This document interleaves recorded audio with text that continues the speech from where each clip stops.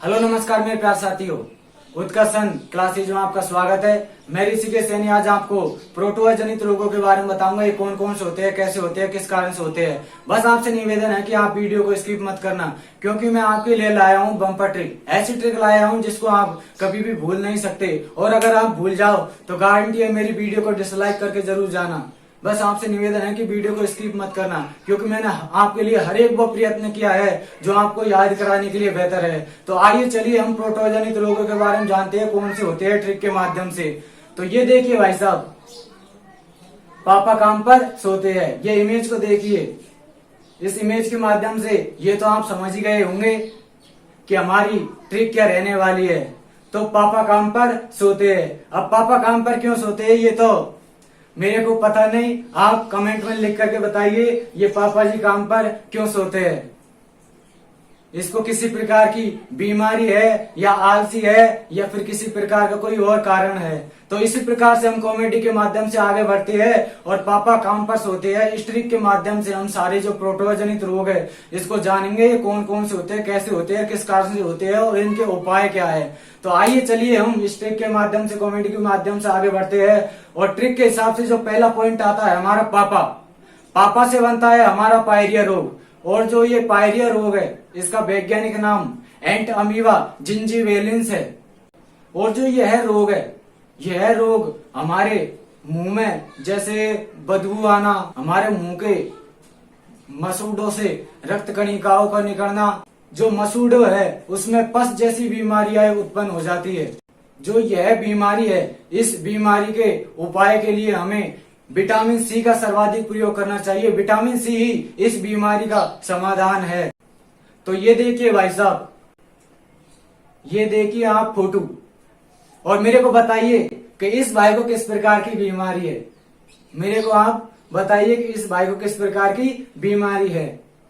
मेरे को ऐसा लगता है कि इसको पायरिया रोग हुआ है। इसके मुंह से बदबू आ रही है, किसी ने इसको टोक दिया है। तो इसको अपने आप पर गुस्सा आ रहा है कि मेरे मुंह से बदबू आई तो कैसे आई, इसलिए अपना गुस्सा ये अपने मुंह और अपने दांतों पर निकाल रहा है। तो इसी प्रकार से कॉमेडी के माध्यम से हम आगे बढ़ते हैं और जानते हैं ट्रिक के माध्यम से। हमारी अगली ट्रिक आती है जो है पापा का से बनता है हमारा काला जार रोग। जो यह काला जार रोग है इसका वैज्ञानिक नाम लीरोमेनिया प्रोटोजोआ है। और यह जो बीमारी है हमारे शरीर में बालू मक्खी के कारण फैलती है। इस बीमारी के अंदर तेज हमें बुखार आता है, जो हमारे शरीर में छोटे छोटे दाने नुमा ब्लैक से धब्बे बन जाते हैं। और ये दाने होते हैं जो हमारे शरीर में जो हड्डियां होती है उसमें बोन मेरो को प्रभावित करते हैं। और इसके उपाय के लिए हमें घरेलू उपाय है जो हमें जैसे मच्छरदानी का प्रयोग करना चाहिए और डॉक्टरों के हिसाब से हमें दवाइयां लेनी चाहिए। अब ये देखिए भाई साहब, ये देखिए भाई साहब इमेज, इस बच्चे को कालाजार रोग हुआ है। इसके जो फोटो है, इसकी जो शक्ल है उसको देखिए आप, इसकी शक्ल आपको कैसी लगती है। ये देखिए भाई साहब, इससे दूर ही रहना आप, क्योंकि इसको हुआ है कालाजार रोग। किसके कारण हुआ है? बालू मक्खी के कारण हुआ है। अब इसको गुस्सा आ रहा है बालू मक्खी के ऊपर। ये देखिए, इसको शक्ल को देखते हुए ऐसा लगता है कि इसको मन में ऐसी भावनाएं उत्पन्न हो रही कि एक भी अगर बालू मक्खी मेरे सामने आ जाए तो उसको मैं मार दूंगा। तो आपसे भी निवेदन है कि इससे आप दूर ही रहिए, इस बच्चे से, इसके सामने मत आ जाना, कहीं आपको ये बालू मक्खी समझ ले आपको कुछ नुकसान पहुंचा दे। तो फिर आइए चलिए हम अगली कॉमेडी के माध्यम से, जो अगली हमारी ट्रिक के माध्यम से जो बीमारी आती है पापा का मैं से आता है हमारा मलेरिया रोग। और जो यह मलेरिया रोग है उसका वैज्ञानिक नाम प्लाज्मोडियम प्रोटोजोआ है। यह प्लाज्मोडियम प्रोटोजोआ मादा एनाफिलिस मच्छर के काटने के कारण होता है। इस बीमारी के कारण हमारे शरीर में रक्त कणिकाएं नष्ट हो जाती है और जाड़े के साथ बुखार आता है। इसके उपाय के लिए हमें कोनेन है, केमक्लीन है, क्लोराइक्लीन है आदि औषधियों का प्रयोग करना चाहिए। तो ये देखिए भाई साहब, ये एक परिवार है।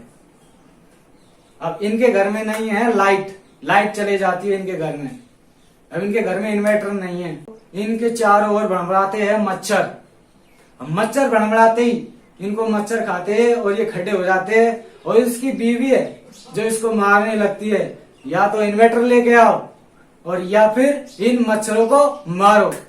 अब भाई साहब ये चला अपने साथी को लेकर के और क्या कहता है देखो कि भाई साहब आप मच्छरों पर ध्यान रखना, मैं अंडों को फोड़ता हूं। तो इस कॉमेडी के माध्यम से आपको पता ये याद रहेगा कि ये मलेरिया संबंधित रोग है। आप ये सोच रहे होंगे कि ये क्या सर बीच बीच में कॉमेडी करा रहे हैं, पढ़ा तो रहे नहीं। मेरा उद्देश्य ये नहीं है। आप ये खूब जानते होंगे कि जब हम मूवी देखते हैं तो हमें मूवी है जो फटाक याद हो जाती है, लेकिन जब हम किसी चैप्टर को पढ़ते हैं तो वो हमें याद नहीं होते, उसमें हमें आलस आने लगता है।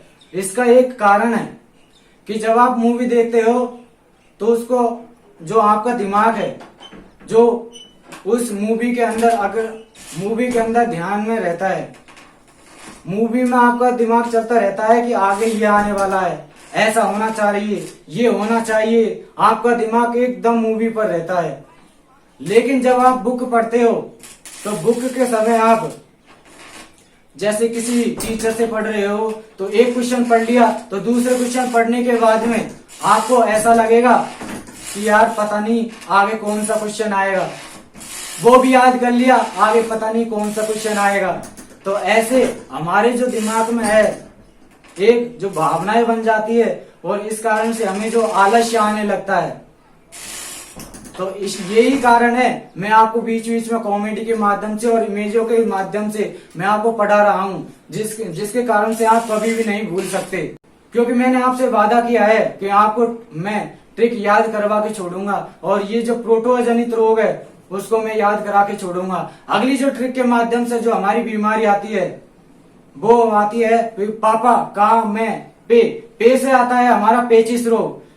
और जो ये पेचिस रोग है इसका वैज्ञानिक नाम एंट अमीबा हिस्टोलिटिका है और जो ये है एंट अमीबा हिस्टोलिटिका है।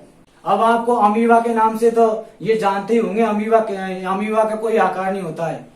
और जो ये क्या होता है कि बड़ी आंत में ऊपर वाले भाग में बड़ी आंत में जो दीवार होती है, बड़ी आंत की जो दीवारें होती है उनको काटने लगती है। ये जब काटने के कारण इसमें जो फफोंडे से हो जाते हैं और जो भी बड़ा रूप वो एक फफोड़े से धारण कर लेते हैं या फिर बड़े बड़े फफोड़े से हो जाते हैं, वो हमारे शरीर में परेशानी करते हैं। और वो उसी के कारण से हमारा जो पेट है उसमें जैसे मरोड़ा का चलना, खून के साथ दस्त का जाना और पेट में ऐंठन जैसी समस्याएं उत्पन्न हो जाती है।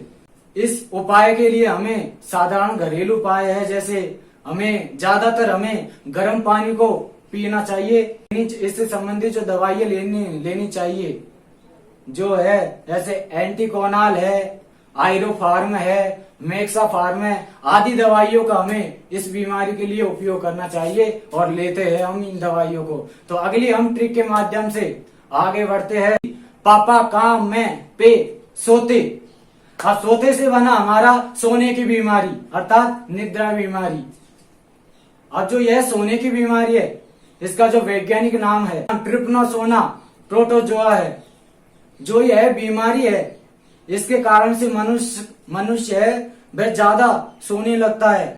मनुष्य को इस बीमारी के अंतर्गत बुखार के साथ बहुत तेज नींद आती है। वो आदमी सोता ही रहता है दिन रात और कभी कभी तो सोने के साथ साथ कई व्यक्तियों की मृत्यु भी हो जाती है। और जो यह बीमारी है यह सीसी मक्खी के काटने के कारण होती है। और जो यह सीसी मक्खी है ये सीसी मक्खी अफ्रीका में ज्यादातर पाई जाती है।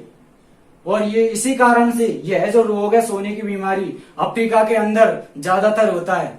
इसके इलाज के लिए हमें ट्रिप्समाइन का इंजेक्शन लगाना चाहिए। तो ये देखिए भाई साहब ये इमेज अब आ गया भाई साहब कि पापा काम पर क्यों सोते हैं।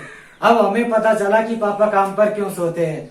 इस इमेज को देखिए, मेरे को तो ऐसा ही लगता है कि इसको निंद्रा की बीमारी है, सोने की बीमारी है। निंद्रा प्रोटोजोआ की बीमारी, इसको प्रोटोजोआ से संबंधित बीमारी है।